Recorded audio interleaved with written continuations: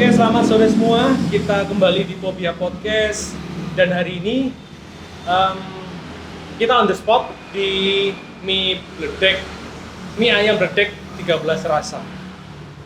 Jadi seperti apa mie ayam bledek 13 rasa di episode podcast on the spot kali ini saya ditemani oleh ownernya juga, Mas Yusuf. Halo. Seperti apa sepak terjang Mas Yusuf dan sejauh mana bisnis kulinernya yang sudah dia bangun? Selalu di Popia Podcast. Mas Yusuf, apa kabar? Alhamdulillah luar biasa. Tetap semangat. Ojo sampai lemes Mas ya.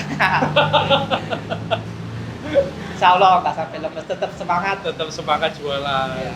Jadi gimana kabar pribadi baik, kabar bisnis? Alhamdulillah semakin luar biasa. Semakin luar biasa. Jadi Mas Yusuf ini Arema Mas ya? Arema. Asli Malang ya? Asli. Asli mana Mas? Asli Pakis. Pakis. Ya kebetulan lokasinya bisnisnya yang pertama, outlet pertama ada di Pakis ya Mas ya? Ya betul. Mie ayam bledek 13 rasa ini yang outlet pertamanya ada di Pakis dan yang kedua ada di Asri Katon Mas ya? Yang kedua ada di cabang Tumpang. Oh Tumpang, Kecamatan Tumpang ya? Iya. Ada di Kecamatan Tumpang. Jadi untuk mie ayam bledek ini ada 2 outlet di Malang dan rencananya juga akan mengembangkan berapa targetnya Mas Yusuf? Lebih dari 50 outlet. Insya Allah. Semoga doakan saja. Kita kasih puas yang luar biasa. Ini loh yang saya suka. Kalau ngomong pandemi ini kan wis kesel Mas yo. Ngomong, Iya, betul. Ngomong sepi, ngeluh itu kesel yo. Iya. Wis bukan saatnya lagi. Dan saatnya lagi. Saatnya untuk Bangkit. Ya lebih semangat lagi. Ya. Jadi strategi bertahan itu adalah menyerang ya. Iya betul. Ya. Betul. Setuju Mas? Setuju. Jadi Mas Yusuf rencananya targetnya adalah 50 outlet ya. Insya Allah. Setahun ini atau berapa tahun ke depan? 2 tahun sudah harus tercapai. Mantap. Saya suka nih obrolan optimis. Tapi gini Mas, saya sebelum kita ngobrol lebih jauh rencana outlet yang mau dibangun, saya pengen sedikit flashback profil Mas Yusuf dulu, gambarannya waktu masa-masa muda, masa sekolah sebelum terjun ke bisnis itu ya apa sih? Oke, jadi sangat benar-benar memalukan waktu itu waktu masih SMP dan SMK Mas. Iya, ya, jadi waktu SMP dan SMK itu saya salah jalan waktu itu Mas Hari. Jadi saya itu waktu itu suka musik underground. Jadi mayoritas teman-teman saya itu orang-orang yang tidak punya tujuan hidup lah. Dulu nggak jenggotan tapi ya? Enggak. Dulu rambutnya gondrong? Iya, agak gondrong waktu itu. Jadi teman-teman itu banyak yang hidupnya itu nggak pernah memikirkan masa depannya. Jadi mereka itu SMA? SMP sampai SMA. Jadi waktu itu teman-teman saya mayoritas itu mereka yang suka minuman, suka rokok, terus pakai narkoba, itu yang yang ada di lingkungan saya Mas Hari. Ya. Tapi syukur alhamdulillah Mas Hari, walaupun saya itu berada di lingkungan yang kurang tepat, ya salah jalan, tapi saya itu masih bisa membawa diri. Jadi sampai sekarang pun, walaupun dulu saya itu mayoritas teman-teman saya itu suka minuman, suka narkoba, suka merokok, tapi alhamdulillah sampai saat ini saya itu nggak pernah merokok. Yes. Itu yang saya syukuri sampai saat ini. Jadi artinya mulai dulu emang nggak ngerokok? Nggak ngerokok. Tapi kalau minum ya? Iya, sedikit. Iya. Iya, cuman nggak sampai kecanduan waktu itu.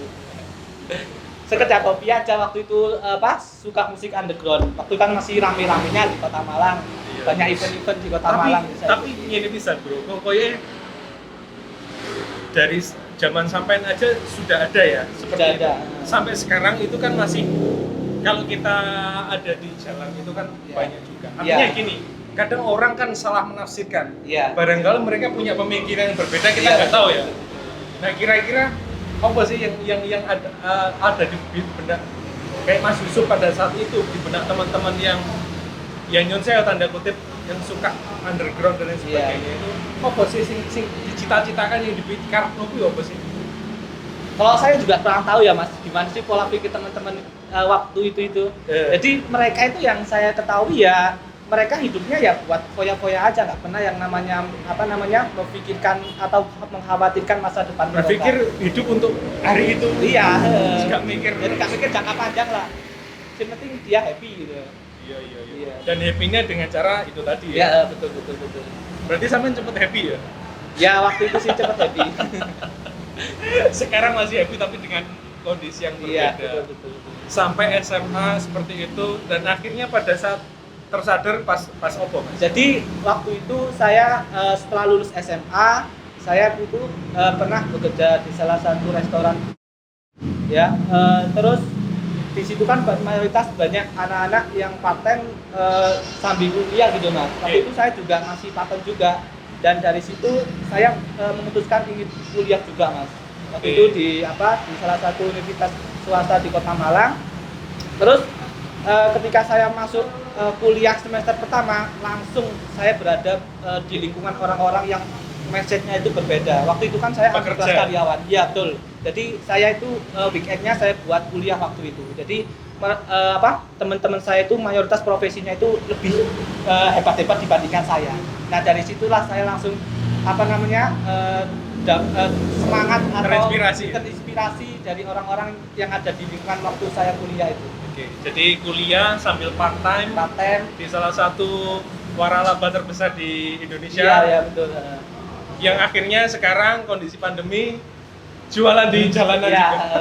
Udah waktunya turun gunung. Mereka tahu waktunya turun gunung sama waktunya naik gunung. Naik gunung, insya Allah, amin.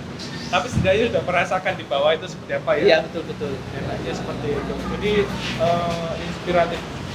Teman-teman, mie ayam bledek 13 rasa ini kalau teman-teman dengerinya sedikit bising karena memang posisinya ada di pinggir jalan. Posisinya ada di pinggir jalan raya, memang tempatnya strategis. Jadi kalau misalkan pas dari arah mana Mas ya? Abdurrahman Saleh, mau ke bandara ya? Mau ke bandara. Nanti sebelum atas nih kelihatan nanti ada flyover. Ya betul. Flyover tol. Jadi nanti sebelum nyampe flyover tol noleh aja ke kiri. Di situ ada mie ayam bledek 13 rasa. Ya betul. Gitu Mas ya. Betul. Terus waktu kerja part time ya. Iya. Itu berapa lama sampai akhirnya memutuskan untuk tapi kan sampai kuliah selesai kan ya? Nggak sampai, akhirnya saya harus memutuskan salah satu. Iya. Ya, tapi nggak apa-apa, rezeki kan nggak ditentukan dari seberapa hebat kita selesai kuliah toh. Iya. Berarti pada saat kuliah selesai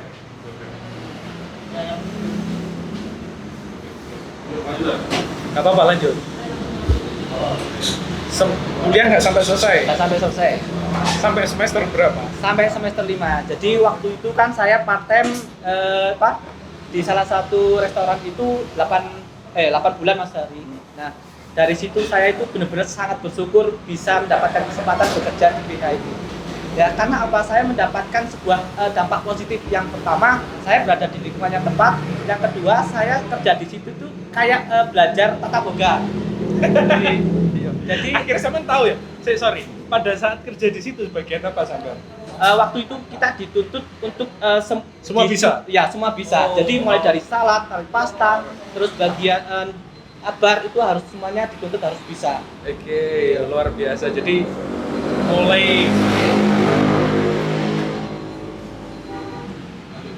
mulai dari depan sebagai waiters sampai dengan di belakang yang bagian masak harus bisa juga. Oke. Kita break sejenak. Ada ini pesanan kita sudah datang. Gak apa-apa Mas sambil kita cerita tadi ngobrolnya sampai bekerja di situ. Mulai A sampai Z harus bisa. Ya. Artinya berarti sampean bisa dong bikin pizza. Bikin pizza insya Allah sudah lupa. Harusnya saya harus belajar ke sana. Sampean nggak ngomong waktu ketemu ya. Wah, bahaya. Baru podcast ini lagi ngomong tersadar kerja di situ. 8 bulan. Iya. Memutuskan. Nah, terus nggak sampai selesai kuliah karena itu atau karena faktor lain? karena waktu itu kan saya 8 bulan di restoran itu. Nah, waktu itu saya itu resign di restoran itu, saya itu dipaksa kakak saya. Jadi kakak saya itu ada yang bekerja di salah satu distributor kebutuhan rumah tangga, Mas Hari. Nah, saya dipaksa untuk resign di situ untuk masuk di tempat kerjanya. Nah, waktu itu saya punya pinjaman ke kakak saya. Jadi dia ditaruh gini. Ngene ae sok nek awakmu gelem kerja di aku, utangmu tak lunas wis, tapi awakmu tetep kerja di restoran itu, ya awakmu kudu nyaur utangmu. Nah, aku punya dua pilihan seperti itu, Mas Hari. Dan akhirnya saya memutuskan untuk resign aja, biar utangku bisa lunas. Oke.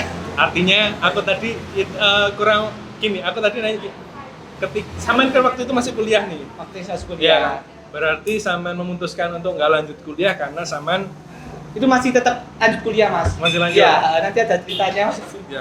Buat masih lanjut kayak iya, mie ini masih molor. Iya. Panjang ceritanya. Sambil kita makan mie.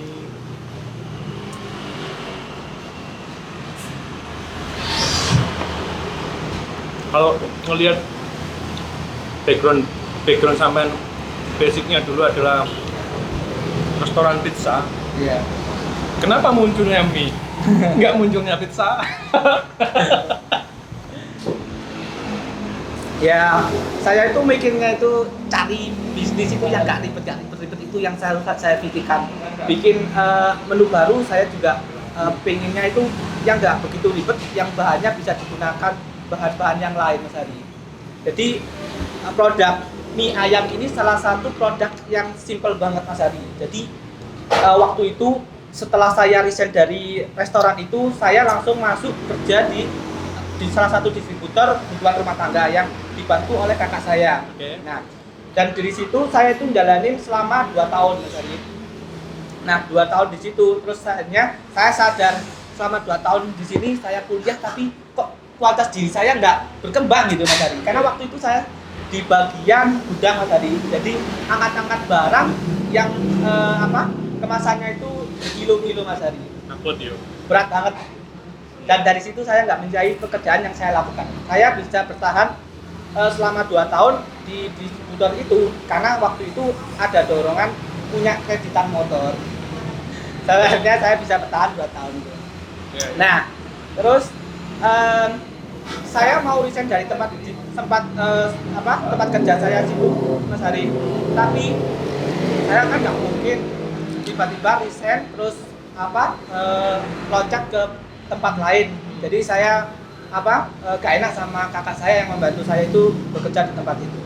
Nah, jadi langsung saya itu pikir otak gimana buat alasan yang tepat supaya saya itu bisa resign dari situ tanpa menyakiti perasaannya kakak saya yang sudah membantu saya buat masuk kerja di situ, Mas Hari. Nah, akhirnya nemulah ide bisnis. Ya, jadi planning saya itu hanya iya. Udah ketemu kepikiran bikin mie pada saat itu. Iya, betul. Nah, jadi waktu itu saya langsung punya ide buat buka bisnis, cuman nggak tahu Mas Hari buka bisnis apa. Akhirnya saya nemu sebuah ide bisnis yaitu mie ayam yang simple yang masih bisa saya lakukan sambil kerja, Mas Hari, kerja sama kuliah. Jadi waktu itu sebelum saya memutuskan untuk resign, saya selama 2 bulan itu si pagi dari siang sampai jam 4:30 baru nyampe rumah. Itu saya buat kerja di salah satu distributor itu. Terus untuk nyampe rumah, saya langsung prepare buat jualan habis maghrib. Jualan mie ayam ini, Mas Hari. Idenya dari siapa, Mas? Mie ini? Jadi waktu itu saya masih jualan mie ayam biasa, Mas Hari, ya seperti umumnya kompetitor lainnya, ya mie ayam biasa, mie ayam ceker, mie ayam bakso. Jadi varian seperti itulah waktu itu. Nah, 2 bulan saya jalanin bisnis mie ayam ini sambil kerja, terus buka bisnis habis maghrib, weekendnya saya buat kuliah. Alhamdulillahnya untuk di setan yang pertama ini untuk profitnya itu lebih dari yang saya dapatkan selama bekerja gaji 1 hari yang saya dapatkan di tempat kerja saya itu, Mas Hari. Oke. Nah, waktu itu saya memulainya dari gerobak dorongan, Mas Hari. Waktu itu di mana, Mas? Jadi saya dorong gerobak dari rumah saya ke tempat teras yang saya sewa. Waktu itu masih bongkar pasang Mas Hari, pakai terpal gitu. Lokasinya di Lokasinya di sini. dekat sini berarti. Di sini ya. Nggak Ini nggak jauh dari tempat saya. nggak jauh dari pertama outlet ini. ini ya. Iya, nggak jauh dari outlet saya pertama ini. Nah, jadi selama 2 bulan saya jalani bisnis, terus karena profitnya itu melebihi gaji saya per hari di pekerjaan itu, terus akhirnya saya itu memutuskan untuk resign, untuk ingin fokus lah buat bisnis saja kayak gitu. Karena kayaknya sangat menantang gitu Mas Hari. Waktu alasan saya pengen resign dari situ kan karena saya itu nggak bisa mengaplikasikan ilmu yang saya dapatkan di perkuliahan saya. Terus yang kedua juga aktivitas kerja saya yang jalani juga gitu-gitu aja, nggak pakai otak tapi pakai otot gitu loh. Jadi saya merasa tidak mencintai pekerjaan yang saya lakukan itu. Terus. Nah, 2 bulan terus akhirnya saya resign. Terus kan waktu itu kan saya masih bongkar pasang, mau berangkat, dorong dari rumah sampai ke tempat saya jualan teras pakai bongkar pasang terpal gitu. Terus saya itu izin Mas Hari ke pemilik teras yang saya sewa. Saya capek Mas Hari, jadi selama 2 bulan itu harus dorong gerobak ke rumah sampai ke tempat saya jualan. Terus akhirnya saya izin ke pemilik terasnya, Bu, saya mau bikin tenda yang permanen gitu loh, supaya saya nggak dorong gerobak dari rumah ke tempat saya jualan ya gitu. Nah, cuman waktu itu saya itu gak diizinin sama pemilik terasnya gitu. Katanya alasannya mengganggu pemandangan rumahnya gitu. Dan tanpa berpikir panjang Mas Hari, untuk besoknya saya izin cari tempat buat saya bangun tenda yang permanen, dan jaraknya dari tempat saya yang pertama yang kedua itu nggak jauh Mas Hari, ya kurang lebih 100 meter lah dari tempat saya yang kedua ini terlihat tempat saya yang pertama waktu itu. Nah, cuman nasibnya berbeda waktu itu Mas Hari. Dan penjualan itu sangat buruk banget. Yang awalnya saya itu sangat lumayan Mas Hari ya, kurang lebih saya itu bisa menghabiskan 100 porsi, 100 porsi, kurang lebih segitu waktu itu. Terus kemudian pindah habis maghrib sampai nanti saya plus itu penjualan itu pernah saya alami nggak dapat sama sekali. Itu karena faktor apa kira-kira? Kalau saya itu dulu kan masih awam di dunia bisnis Mas Hari, saya itu mudah percaya sama masukan orang lain gitu, jadi nggak ada pertimbangan atas masukan orang lain. Jadi dulu itu ada yang bilang, oh tempatmu ini ono sing ganggu, ono sing nyebarin tanah kuburan, percaya Mas Hari. Iya. Terus aku ngikutin cara dia, ayo les ke temanku, ke orang pintar gitu. Jadi pernah waktu itu saya itu dapat solusi dari si orang pintar, ya disuruh nebarin garam pas habis maghrib keliling. Orang pintar siapa Mas? Boleh di-mention nama. Nanti barangkali orang-orang butuh juga. Jadi kalau resto Anda sepi, tempat warung Anda sepi, solusinya adalah ke orang pintar. Orang pintar minum itu. Terus Mas, terus. Nah, jadi saya dikasih garam dari orang pintarnya itu. Ya pokoknya percaya dengan hal seperti itu. Percaya sama hal yang seperti itu karena saya juga masih awam waktu itu. Ya. Jadi saya lakukan habis maghrib, saya disuruh pas azan harus nyebarin garam di lingkungan saya itu. Enggak disebutkan mereknya apa, harus apa enggak ya? Terserah garam yang itu loh, kasar. Enggak disebutkan kasar. Merek apa enggak? Cocok di sales ya. Salesnya garam. Nah, jadi saya lakukan tapi nggak ada dampak sama sekali, nggak ada hasil sama sekali. Ya sampai akhirnya saya itu bertahan selama 2 bulan. Nah, 2 bulan waktu itu kan di tempat kedua itu saya bangun kayak gubuk pakai bambu gitu Mas Ari. Ya kalau saya flashback itu ya kurang menarik gitu loh. Jadi kalau orang bahasa Jawanya itu singup Mas Ari. Oh iya. Ya jadi seperti itu. Nah selama 2 bulan saya jalanin di tempat yang kedua, terus saya pindah lagi Mas Ari, memutuskan wis gak apa-apa, aku tak pindah meneh wis. Cari tempat sing hoki waktu itu Mas Ari. Berarti pindah berapa kali? Sampai 6 kali. Oh, 6 kali. Ya. Tapi di lokasi yang deket-deket sini. Deketan sini ya. Deket-deket sini Mas Ari. 3 kali deket-deket sini. Nah, terus saya memutuskan untuk pindah tempat sewa kontrak waktu Sambil itu. dimakan Mas. Iya. Waktu itu saking asiknya cerita Mas Hari sampai lupa kalau ada makanan. Gak apa-apa sambil terus berarti pindah 6 kali. Habis pindah di tempat saya yang kedua, terus saya pindah di tempat yang ketiga Mas Hari. Saya memberanikan diri untuk sewa tempat yang ukurannya itu nggak jauh, nggak luas Mas Hari. Kurang lebih 3 kali 4 meter waktu itu. Jaraknya juga dari tempat saya kedua ke tempat yang ketiga itu kurang lebih ya 150 meteran lah. Terlihat banget dari tempat saya yang kedua tempat saya yang ketiga itu. Sama sebelum membahas lagi ke pindah, apa yang menjadikan pertimbangan Saman? Saman udah tahu nih lokasi ini kurang bagus, pindah ini mungkin nggak berani ekstrim pindah lokasi yang agak jauh. Apa memang dari orang pintar mensyaratkan hokinya di jalan itu? ini gitu. Nah, jadi waktu itu saya itu nggak berani jauh-jauh. Waktu itu kan saya sudah punya market Mas Hari yang di tempat yang pertama. Pertimbangannya itu. Iya, yang jadi pertimbangan itu. Nah, saya itu percaya kalau tempat ini tuh nggak bisa Itu dibuat teman-teman. Pertimbangan salah satunya adalah tempat.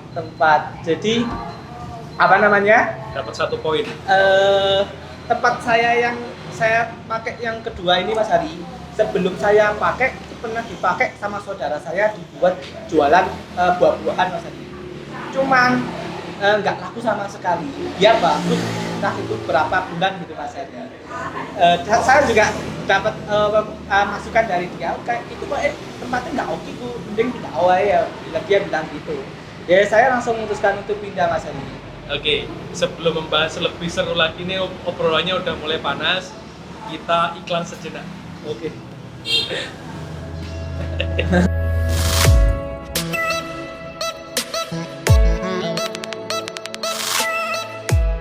Pindah ke sini ya? Sampai pindah.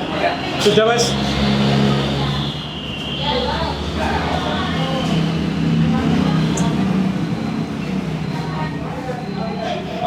Wes bro. Oke, kita tadi obrolan kita sampai pindah ke outlet sekarang ya. Bukan yang ketiga. Oh yang ketiga ya. Nah, ini kan dari cerita tadi pindah tempat lagi. Akhirnya memutuskan. Nah, aku pengen tahu nih, apa yang terpikirkan sampai membuat brand namanya mie ayam beledek 13 rasa ini karena orang pintar tadi atau karena apa? Nah, jadi gini Mas Hari, waktu pertama kali saya buka bisnis itu namanya itu ya mie ayam aja gitu Mas. Mie ayam biasa seperti tanpa ada namanya. Ya, jadi. Terus pindah di tempat yang kedua, saya punya nama brand itu namanya mie ayam beledek 7 rasa. Oke. Dan selang berjalannya waktu jalanin bisnis itu saya langsung selalu ada inovasi baru Mas Hari sampai akhirnya punya lebih dari 13 rasa. Nama mie ayam beledek ini ya salah satu nama unik ya Mas Hari. Jadi Karena waktu sekarang ada 13 varian kali ya 13 varian. Nanti ada 50, berarti mie ayam beledek 50 rasa. Ya betul. Jadi identik dengan makanan pedas namanya mie ayam beledek 13 Makanya dikasih nama rasa. beledek ya? Iya, nama yang unik. Buat kalau menurut saya. Jadi kadang orang-orang itu bertanya, apa mie ayam kok 13 rasa? Nah, itu yang jadi pertanyaan konsumen yang lihat nama brand kita. Jadi itu salah satunya strategi saya buat orang itu kepo gitu Mas Hari. Dengan melihat nama brand saya 13 rasa ini apaan itu biar mereka kepo. Iya. Tapi sejauh ini sudah sangat optimis dengan brand ini ya? Ya, insya Allah. Ya. Sudah optimis. Nggak bakal merubah-ubah lagi kan? Nggak berubah lagi. Karena gini, 13 itu kalau orang mitos, Iya. ikan identik dengan angka yang kurang bagus. Atau mau, tapi kalau mengikuti dengan akhirnya 13 itu adalah variannya, Iya. berarti ada kemungkinan untuk nama. Mungkin yang diikat adalah nama mie ayam Mie beledeknya. ayam beledeknya betul Mas Hari. 13 rasa itu hanya tagline aja lah. Tagline. Iya. Nanti kalau semakin nambah rasanya kan berubah nggak 13 lagi. Kan? Iya. Bisa jadi kalau outletnya mau 50 rasa. 50 rasa. Biar semakin kepo konsumen kita. Bro, aku pengen penasaran. Tadi kan ngomong dulu waktu kerja di itu Ya. restoran yang pertama, begitu jualan ayam ini ternyata marginnya untungnya gede dan lebih dari yang didapat. Iya, iya betul. Berarti jualan mie ini marginnya tebel atau kayak apa? Dibandingkan jualan makanan. Ini orang-orang termotivasi ya. Ya, ya banyak disyukuri lah Mas Hari. Gitu Ya ya. untuk masalah profitnya, apalagi masa-masa pandemi seperti ini ya banyak-banyak bersyukur. Jangan sampai kita melupakan masa lalu Mas Hari, supaya kita itu mudah untuk bersyukur atas apapun seberapapun yang kita dapatkan. Seperti itu. Inspiratif sekali. Kata-kata inspiratif. Dia nggak terjebak dengan ya nggak, oke nggak apa-apa. Gini juga di Malang ya, di Malang ini mie ayam bledek ini diantara raksasa brand kuliner mie ya, diantara raksasa brand nasional. Apa positioningnya berani beradu dengan mereka? Oke, jadi kita tuh punya dua pilihan Mas Hari. Yang pertama, kalau kita nggak bisa menjadi orang yang pertama, jadilah orang yang berbeda dan yang terbaik. Nah, kalau saya sendiri ya menyimpulkan, jadi kebanyakan kan orang jual mie ayam itu varian dari mie ayam biasa, mie ayam ceker, ya. Jadi saya itu berani memvariasi mie yang sudah ada Mas Ari. Jadi mie ayam ini nilai lebih Lebihnya, pembedanya. ya, value-nya yang saya miliki mie ayam bledek 13 rasa ini dari rasanya Mas Ari. Jadi setiap produk 13 rasa ini rasanya berbeda semua. Itu yang akhirnya value-nya di situ. Iya, value-nya di situ. Dapat ya, satu tempat yang berpengaruh ya. Yang kedua produk. Soal harga itu sangat terjangkau banget Mas Ari. Artinya produk ini aku ngomong value ya, Iya, bedanya. betul. Karena aku tadi ngomong di antara brand-brand kuliner gede ini, kalau mie nggak bisa jadi yang pertama, Jadilah yang terbaik dan berbeda. terunik. Terunik juga. Ya, betul. Ya. Tapi apa mana ya? Saya break dhisik. Aku tadi lupa mau nanya poinnya.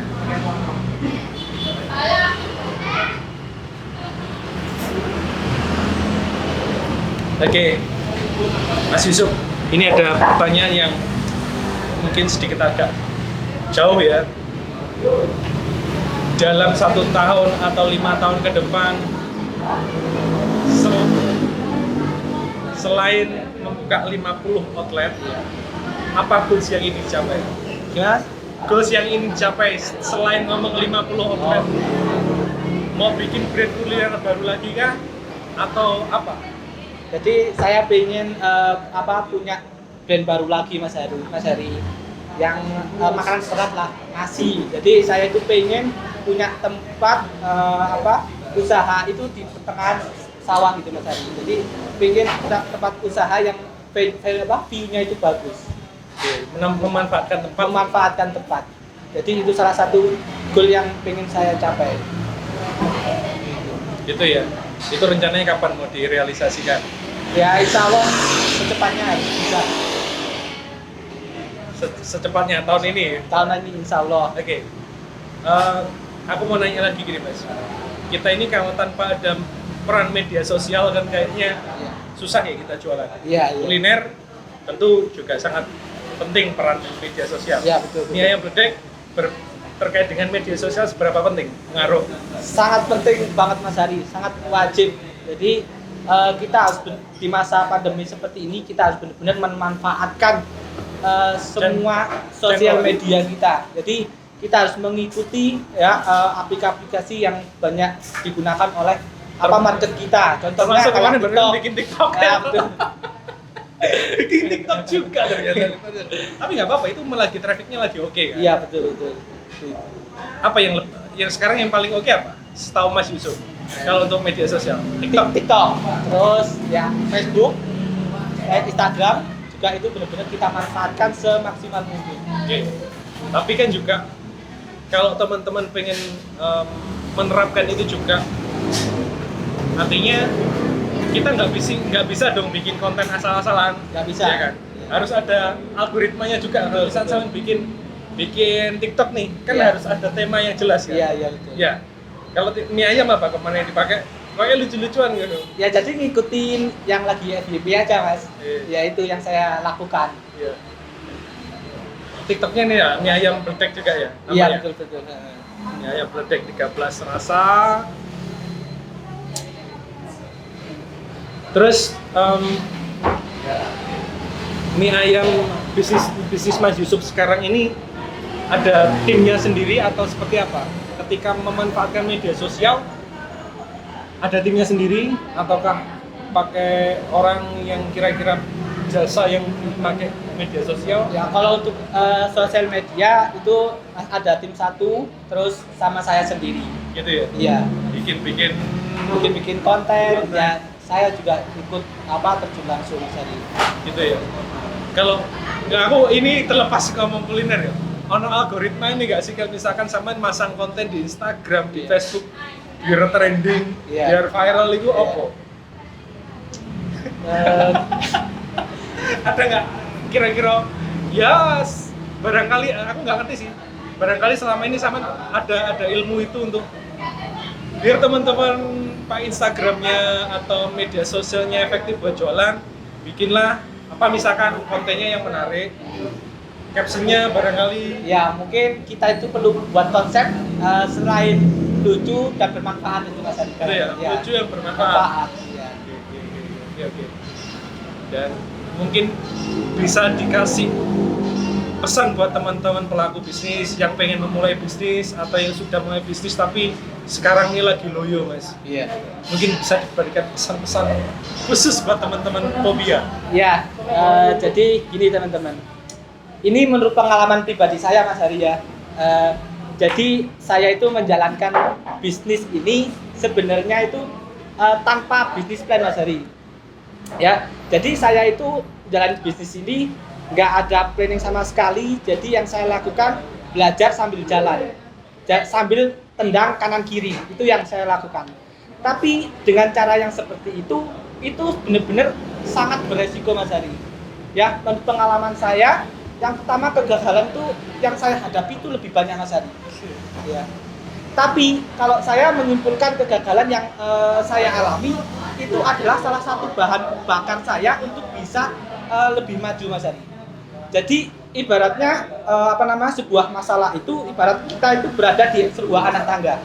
Jadi ketika kita berada di anak tangga yang pertama, kita ada masalah, kita mendapatkan solusinya, mendapatkan hikmahnya, kita akan naik di tangga yang kedua. Ketika kita berada di anak tangga yang kedua, kita mendapatkan masalah, kita mendapatkan hikmah dan solusinya, kita akan naik tangga yang ketiga. Ketika kita berada di tangga yang ketiga, kita mendapatkan masalah dan solusinya, kita akan naik tangga seterusnya.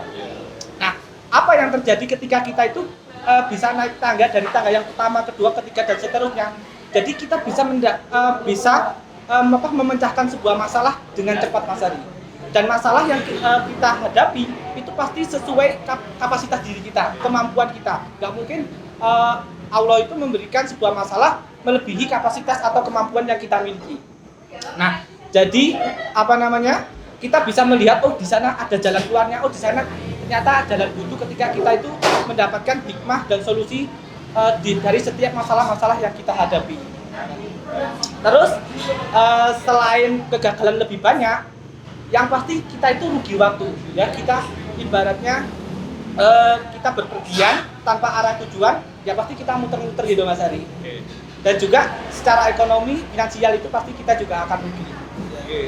Jadi solusi buat teman-teman ya ketika mau memulai bisnis seperti yang pengalaman saya, ya apalagi teman-teman khususnya yang benar-benar awam di dunia bisnis, ya pengen terjun di dunia bisnis, yang pertama adalah yang harus teman-teman lakukan adalah bebaskan diri kalian dari rasa takut.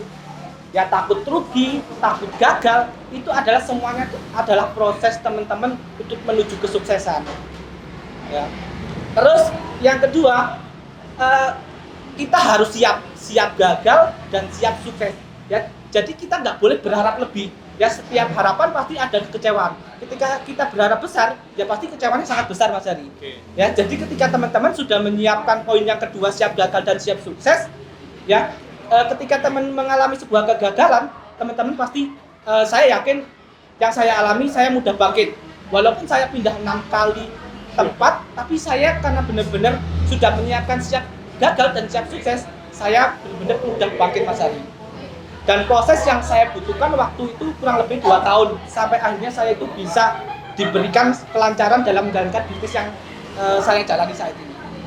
Nah, poin yang ketiga, teman-teman kalau sudah punya ide, ya buatlah bisnis plan yang nggak serumit mungkin, yang memudahkan teman-teman. Simple ya. Yang simple lah, ya entah itu produknya seperti apa, terus nanti jualan kemana, itu saja pokoknya. Cara teman-teman, versi teman-teman yang simple, yang memudahkan teman-teman buat langsung action. Itu yang paling terpenting. Ya. Terus ketika teman-teman sudah membuat business plan, ya secepatnya kita eksekusi. Ya, kalau kita nggak eksekusi, ya nanti kalau kita salah setat sama orang yang lain. Kesempatan diambil orang lain. Iya. Nah, kalau kita sudah sudah action, selanjutnya teman-teman harus mencintai pekerjaan yang kalian lakukan. Tanpa teman-teman tidak mencintai pekerjaan yang teman-teman lakukan, saya yakin, ya, satu kali teman-teman mendapatkan sebuah kegagalan, pasti teman-teman tidak akan mudah bangkit. Pasti teman-teman akan menyerah. Yes. Jadi teman-teman harus benar-benar mencintai yang pekerjaan yang teman-teman lakukan sambil jalan dan sambil belajar. Itu yang saya lakukan. Ya. Jadi selanjutnya teman-teman harus mensyukuri apapun ya yang teman-teman hadapi, yang teman-teman peroleh ketika menjalankan sebuah bisnis. Jadi harus prosesnya itu harus benar-benar kita nikmati sampai kita itu benar-benar diberikan kemudahan sama Allah. Yang paling penting adalah usaha dan berdoa. Ya. Itu Mas Hari, salah satu tipnya buat teman-teman buat memulai bisnis. Yang meriah untuk Mas Yusuf, luar biasa. Ini masukkan pesan-pesan yang luar biasa yang tentunya teman-teman Popia butuhkan untuk saat ini. Dan selalu tonton, selalu ikuti channel Popia Podcast Bincang Bisnis Asik, dan nantikan channel Popia on the spot di episode selanjutnya. Saya terima kasih sekali atas kesempatan hari ini. Sampai ketemu di ngobrolan selanjutnya Mas ya. Oke, sama-sama Mas Hari. Buat teman-teman jangan lupa like, comment, dan subscribe channel Popia Podcast Bincang Bisnis Asik.